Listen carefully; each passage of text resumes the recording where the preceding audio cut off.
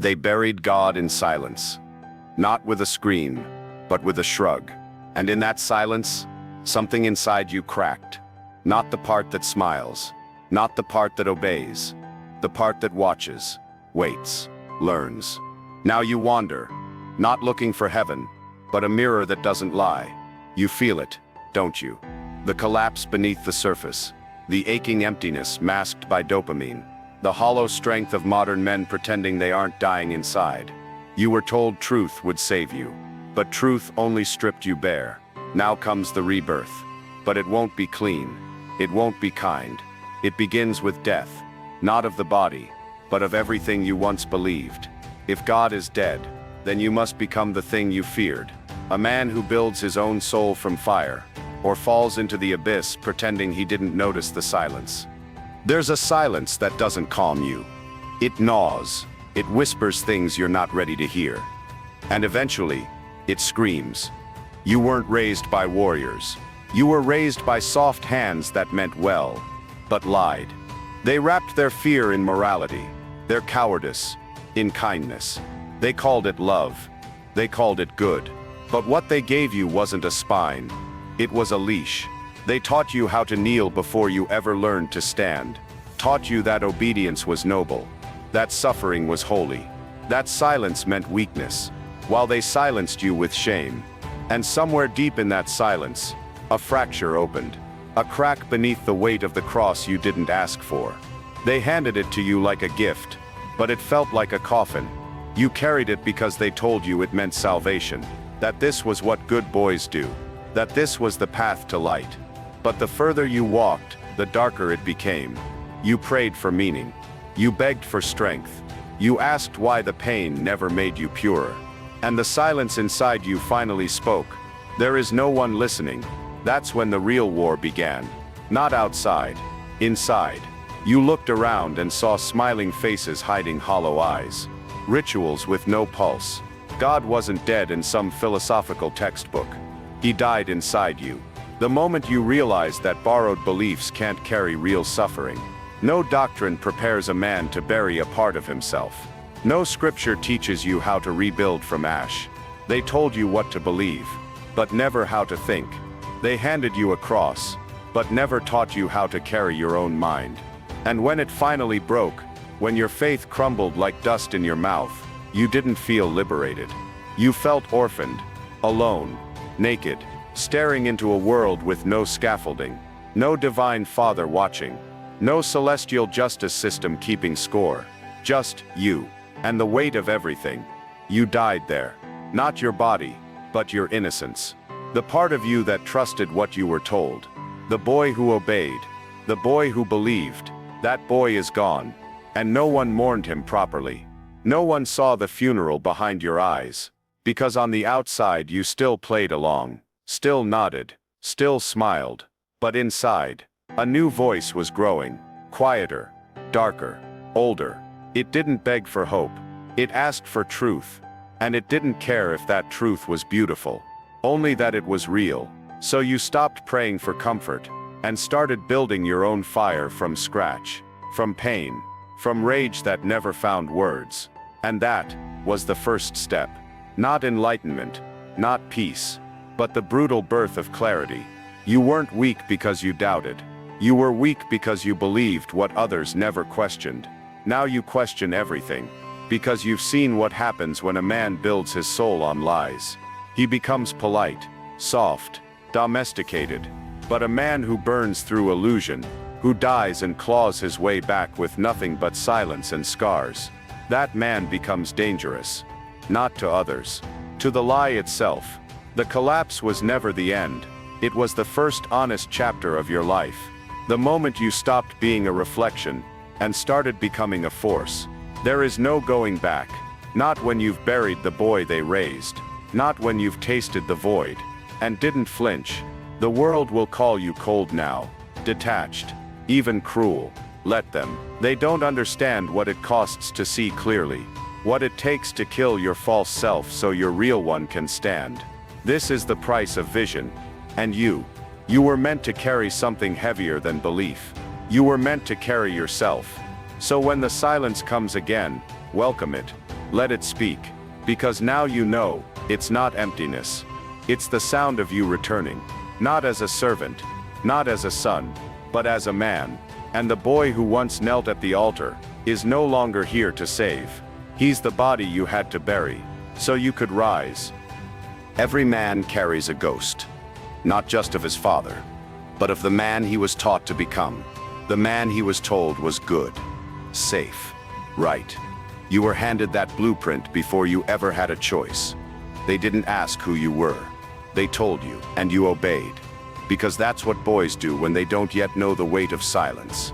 You called him father, or pastor, or mentor, or God. But it was never about the man, it was about the idea of the man. And that idea was made of porcelain, smooth, smiling, sanitized. He was always kind, always calm, always agreeable, the perfect product of comfort. A man who never raised his voice, never made a threat, never walked alone. They told you this was strength, that submission was noble, that restraint meant goodness, that real men cry when they're told, speak when they're asked, and sacrifice themselves for systems they never built. And you believed it, because you were too young not to, too desperate to belong, too afraid to question the voice that said, obey and you'll be loved. But something inside you never fully bought it. A voice beneath the obedience, a shadow beneath the smile, a storm waiting in the stillness. It told you the truth before you were ready to hear it, that the man they raised you to be was never yours. He was a puppet, programmed by fear, weakened by passivity, a mannequin draped in morality, terrified of his own fire. And if you had kept him alive, if you had played the good son, the noble citizen, the silent believer, you'd be dead inside by now. Because that version of manhood is not built for the storm. It's built for approval. It's built to kneel. But you were not made to kneel. You were made to burn. And to burn, you must betray him. The false father, the one who smiled as he stripped you of your edge, who taught you to be kind instead of dangerous, who told you to find peace instead of power. This is the exile no one warns you about. Not from your home, but from your inheritance. From the roles, the labels, the scripts you never agreed to. And it feels like betrayal, because it is. But it's not you who betrayed him. It's him who betrayed you. He raised a lamb for slaughter, not a wolf for war. And now you have to kill him. Not with hate, but with truth. Psychological patricide. Not of a man, but of an illusion. The death of the father you worshipped.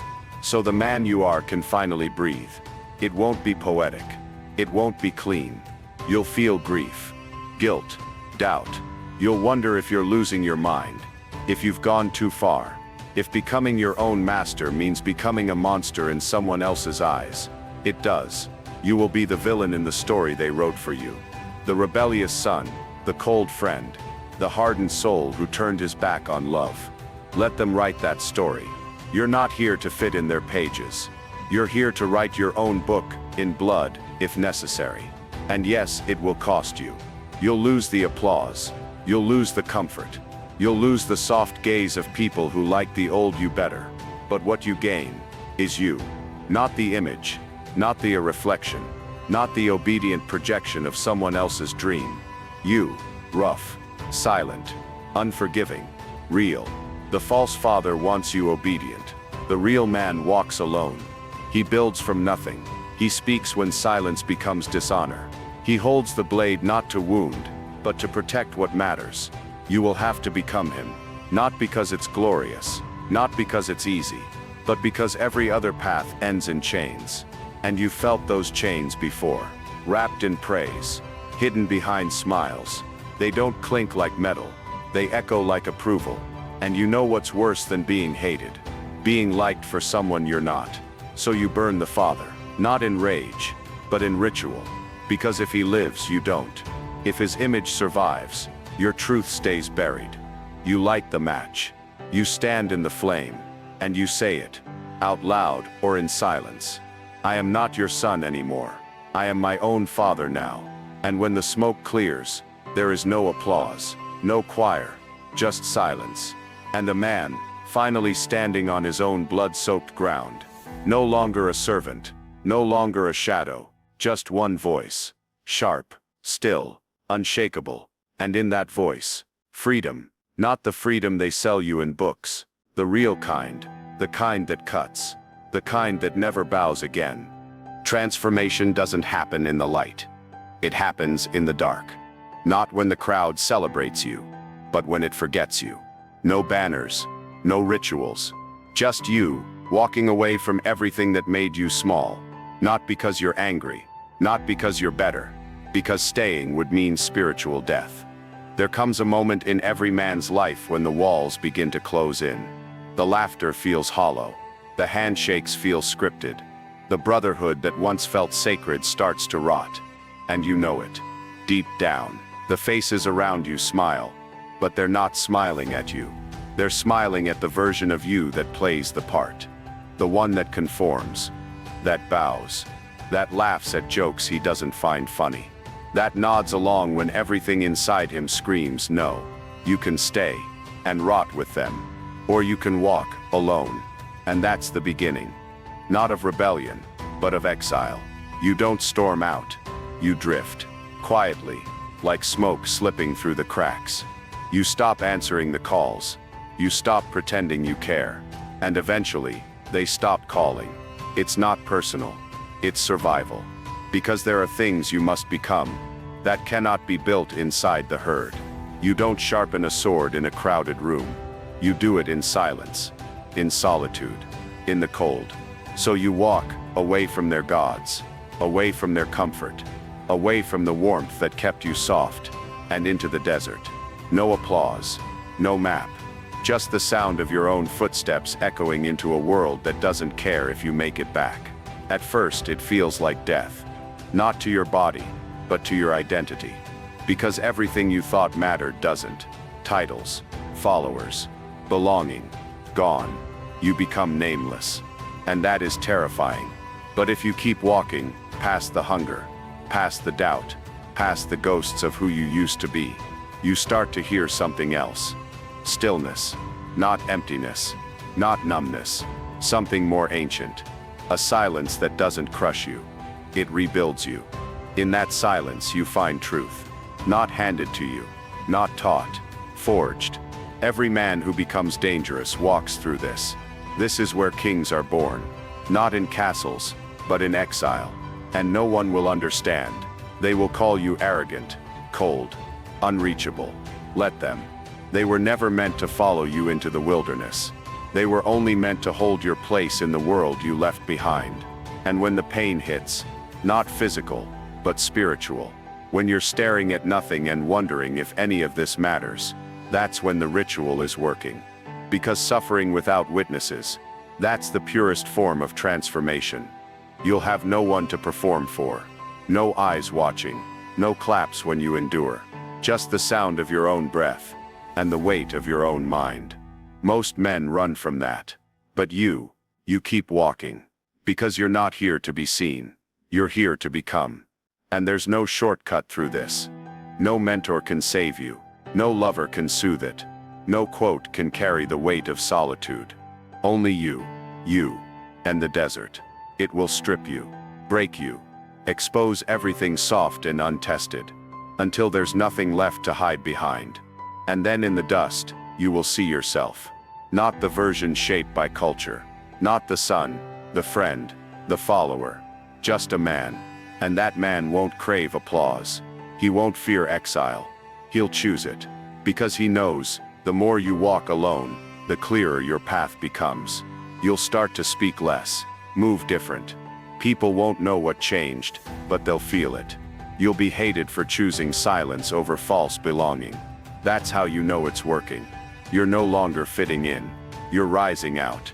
And yes, it's lonely. It's cold, but it's clean. No more masks. No more noise. Just the man, the mission, and the miles ahead. No one sees the moment it clicks, when exile stops feeling like punishment, and starts feeling like home. But you will. And in that moment, you'll realize, belonging was never the goal. Becoming was. So keep walking. Don't look back. Don't explain. Don't wait. They'll never understand what you're building.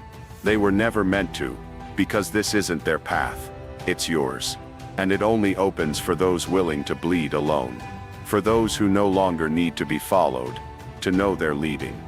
There's a moment after exile, after the storm, when the dust settles and you realize no one is coming. Not a god, not a mentor, not even your past self. Just you, and the silence, and the weight of your own name. You're not healing, you're reforging. There's a difference.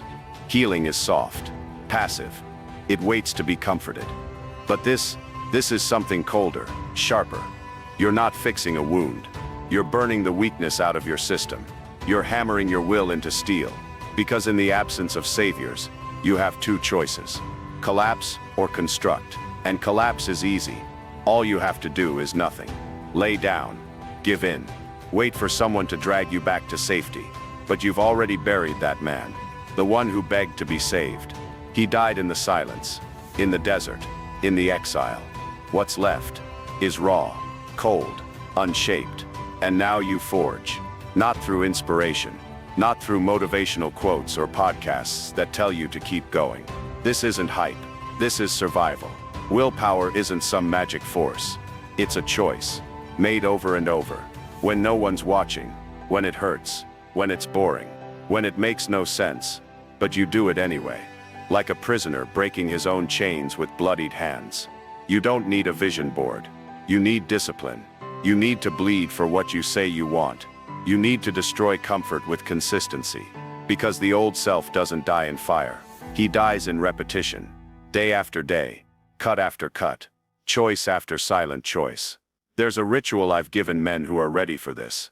Not to impress anyone. Not to prove anything. But to confront the raw material of what they are becoming. Stand in front of a mirror. 10 minutes. No phone. No light tricks. No distraction. Just you. And it. The thing you're turning into. Stare. Not to admire. Not to judge. But to witness. The twitch in your eye. The thoughts that rise. The excuses that echo. The memory of what you were. The terror of what you might become. Do you see him? That version of you behind the eyes. Not the boy who played nice. Not the son who followed rules. But the man building something darker. Stronger. Quieter. He doesn't need applause. He doesn't want validation. He wants one thing. Control. Not over the world. Over himself. That's the beginning of power. Not dominance over others. Not manipulation. Not ego. Command of your own mind. Because if you can't master your own thoughts, you will always be ruled by someone else's. And mastery doesn't feel good. It's not euphoric. It's cold. Like steel on skin. It's eating the same meal every day. It's showing up when your soul is empty. It's doing the work while your hands shake. It's building a fortress inside you, one brick at a time, with no blueprint, and no one to tell you you're doing it right. Just you, and the decision.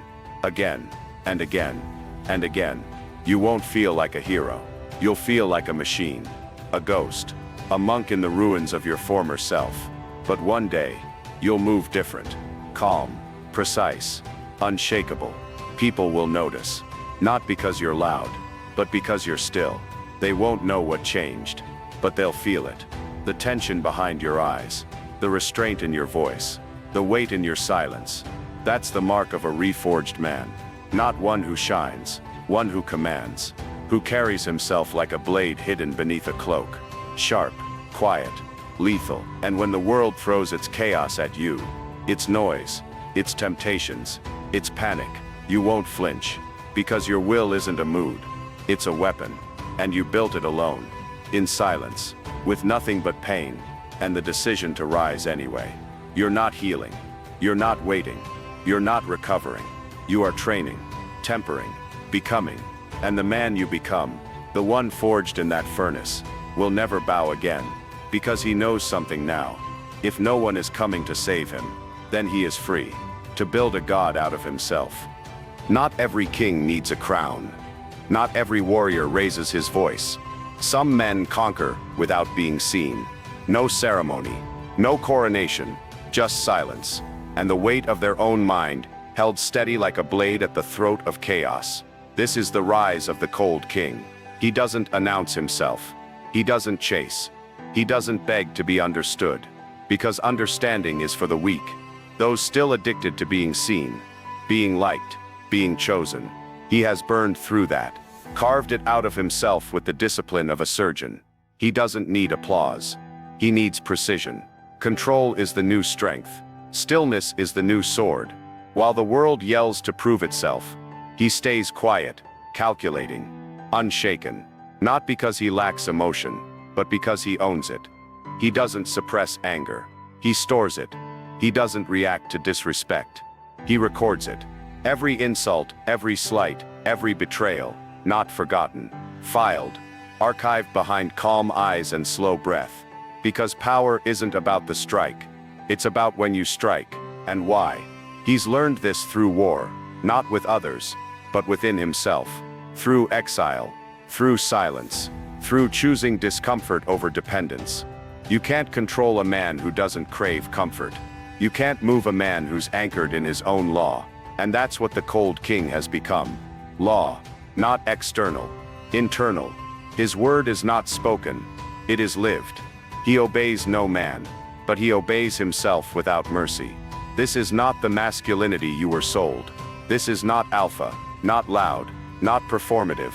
This is something deeper, darker, older, like a wolf who doesn't bark, but watches, waits, and moves only when it's time to kill. Stillness is his advantage. He knows that every reaction is a transaction, that when you respond too fast, you give something away. So he delays, he detaches, he lets the world burn around him if it must, as long as his fire stays cold, controlled, and that terrifies people, because they can't read him, can't predict him, can't own him. He no longer needs to be heard. He needs only to be obeyed, by himself, first. That's the paradox of power. When you master yourself, you command everything without ever raising a hand. He understands perception is a weapon. He sharpens it like a blade. The way he walks, the way he pauses before he speaks, the way his presence says more than his words ever could. He's not hiding. He's controlling the frame.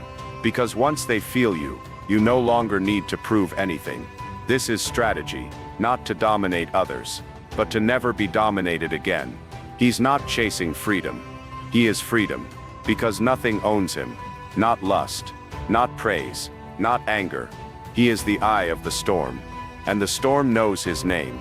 So when they try to provoke him, he doesn't bite. When they try to praise him, he doesn't flinch.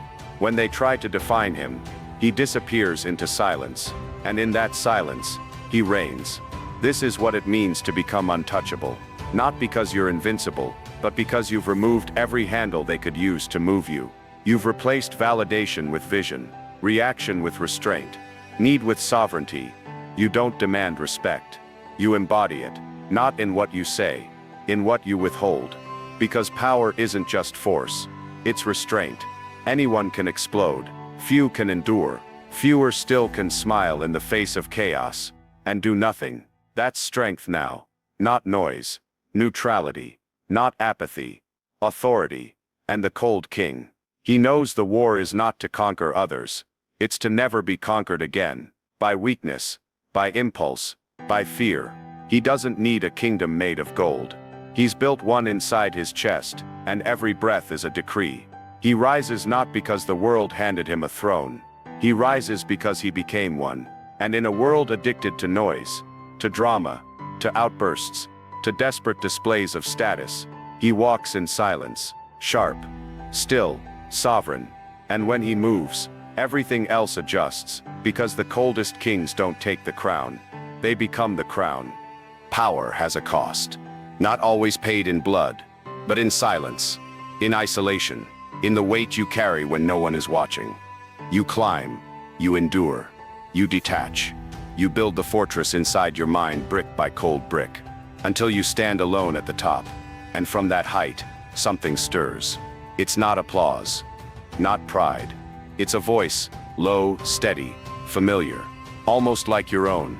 It whispers, are you building strength, or hiding behind it? You pause, because the man in the mirror looks solid, untouchable, but in his eyes, there's a flicker, like a storm sealed in glass. God is dead. But not because Nietzsche hated him. Not because he wanted chaos. He killed God to make space. Because for a man to rise, the altar must be cleared. You were taught to kneel, to wait, to pray for permission, for a sign, a savior, a reason. To live like life was something handed down from heaven, not something forged in fire. But what happens when the sky falls silent? When the voice you leaned on disappears? When no miracle comes, no redemption arrives, and the only echo in the void is your own? That's when the real question begins. Not what do I believe in, but who do I become without belief? Most crumble because they don't want freedom. They want fences, rules, a God to obey, someone else to blame. But you chose something else. You looked into the silence, and you didn't flinch. You realized, if God is dead, then man must become myth. No longer the follower, the creator, not the worshiper, the architect. You stopped begging for purpose, and started building it, like stone stacked in defiance of the void. You became the center of your own gravity, not out of arrogance, but out of necessity. Because when the old gods fall, the strong don't mourn, they replace. You became law, you became order. You looked into the chaos and said, this will not break me, it will shape me, and it did.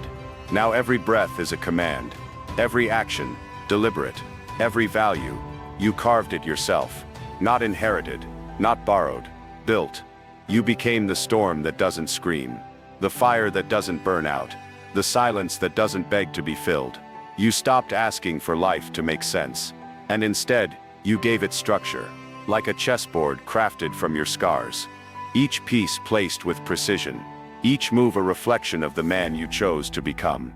You are no longer moved by guilt, not manipulated by shame, not dragged by the ghosts of morality built to cage lions. You obey your own code now, sharper, cleaner, unflinching. And this is the paradox.